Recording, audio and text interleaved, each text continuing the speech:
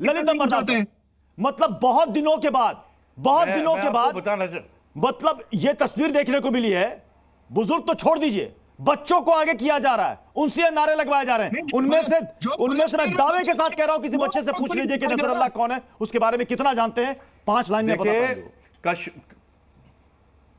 देखिए कश्मीर के अंदर और फलस्तीन के अंदर, कश्मीर के अंदर जो 90 के दशक में हो रहा था ना, कफन पहन के, सिर पे वो शहादत का ताज लगा के, बच्चों के हाथ में वो खिलौने पकड़ा के, वही फलस्तीन के अंदर हो रहा है। बच्चा पैदा होता है, उसको बताते हैं कि सुसाइड, उसको फिदाइन कैसे बनना है।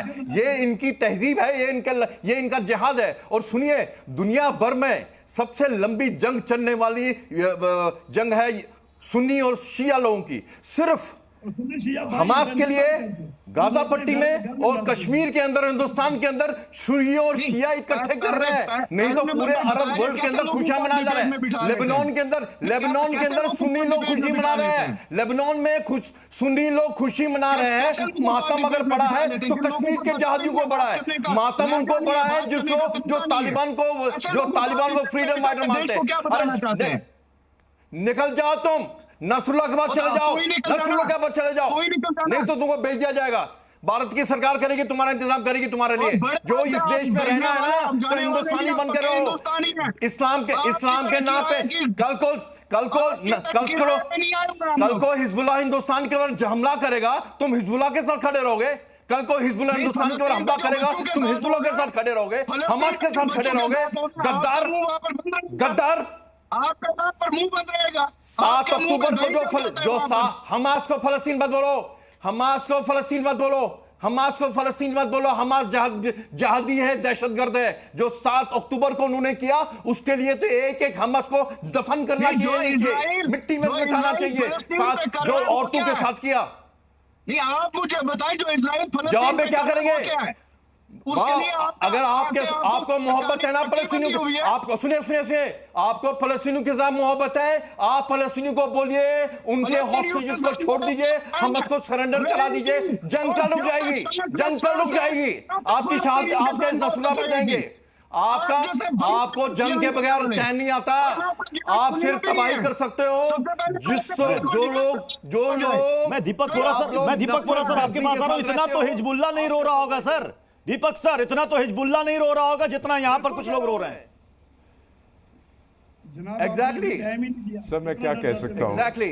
ये सब ये जो अभी हमारे मित्र कह रहे थे कि इस प्रकार से मातम मनाना यहाँ पर ये शोभा नहीं देता। और sir may I continue sir? बिल्कुल सर, बोलें दीपक सर, बिल्कुल। हमारी ट्रेनिंग नहीं, थैंक यू, हमारी ट्रेनिंग नहीं होती गाली गलौज की। मैं सिर्फ इतना कहना चाहता हूँ सर कि अगर आप इजराइल 1948 में इसकी स्थापना हुई थी, तो अगर आप देखेंगे शुरू में it was an ideological and territorial issue. Ideological कि इजराइल की आइडियोलॉजी ज़ायनिज़्म की थी और जो अरब देश थे वहाँ उनकी अरबिज़म की थी। और टेरिटोरियल देश था, यहूदी कहते थे हमारे बाप दादा की विरासत है, अरब कहते थे नहीं हमारी धरती है। अब आपने उसमें रिलीजियस एलिमेंट ले आए, जो मैं देख रहा हूँ कश्मीर में हो रहा है। आपने बता दिया दिस इज जुडाइज्म वर्सेस इस्लाम। इस्लाम कहाँ से आ गया इसके अंदर sir? This is Israel versus terrorism. क्यों आप उसको रिलीजियस कॉन्नोटेशन दे रहे हैं? और एक मिनट सर, एक मिनट सर, क्षमा करें सर, मैंने आपको इंटरप्ट नहीं किया सर। मैं आपसे विनती चाहूंगा कि इसको हम पेंट ना करें। ये इस्लाम वर्सेस जुडाइज्म है और ये दुनिया भर में इस्लाम वर्सेस जुडाइज्म है। ऑलराइट सर, हमारे पास हदीस है। ऑलराइट सर, मैं एक चीज आपको और सॉरी सर, मैं एक इसमें ऐड करना चाहता हूँ। टिल द 1970s सर, मैं खत्म करता हूँ sir. Till the 1970s direct flight होती थी from Tehran to Tel Aviv. Party करने के लिए इधर उधर जाया करते थे। फिर इस्लामिक रेवोल्यूशन हुआ और उनके संबंध खराब हो गए। तो मैं ये कहना चाहता हूँ, it has never been a religious conflict. उसको रिलीजियस मत बनाइएगा सर, नहीं तो आपको उसका समाधान नहीं मिलेगा। उसका समाधान यही है एक्सेप्टेंस। जो भारत की पॉलिसी है वासुदेव कुटुंबकम, पूरी दुनिया एक परिवार है, उन्हें स्वीकार करिए, वो आपको स्वीकार करेंगे। आज भी कितने अरब देशों ने, मुस्लिम देशों ने नॉर्मलाइज किया इजराइल के साथ सर। आप भी वो समझ जाइएगा कि इजराइल ने इसलिए नहीं मारा नसरुल्लाह को कि वो किसी धर्म का है, इसलिए मारा कि वो आतंकी था सर।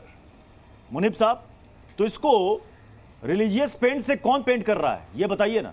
ये कहा जा रहा है कि दुनिया में जहां जहां मुसलमानों पर अत्याचार होगा वहां उनके नेताओं को मारा जाएगा।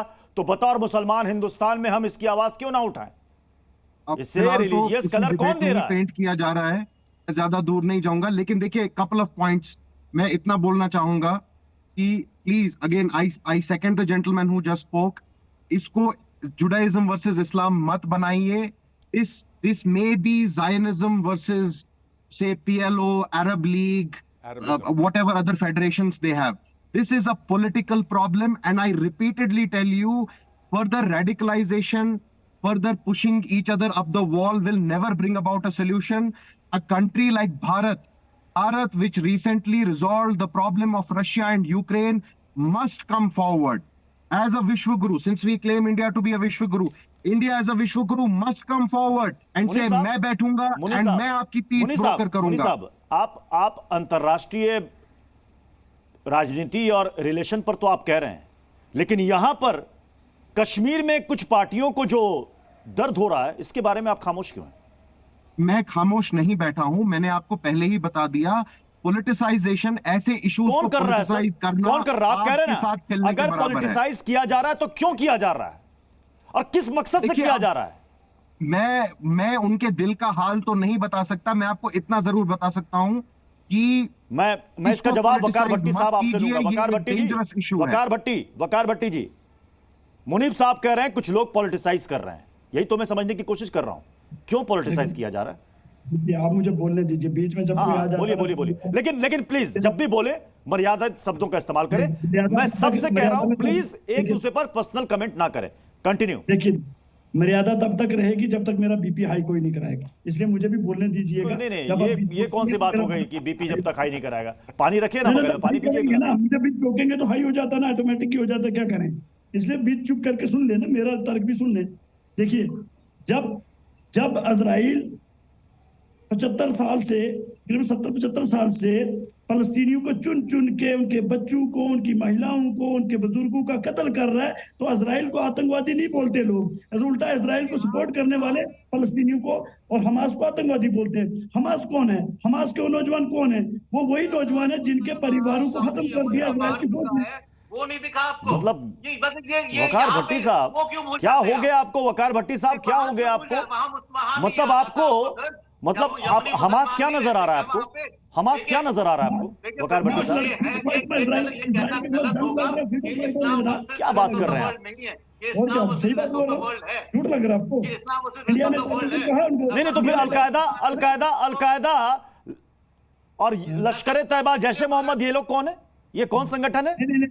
ये पूरे दुनिया भर में शांति बांटने वाले संगठन है ये? कौन है ये? देखिए, कौन है ये? आपको पता है नजरुल्लाह के हाथ लाखों लोगों की मौत से सने हुए थे सर, उनके खून से सने थे।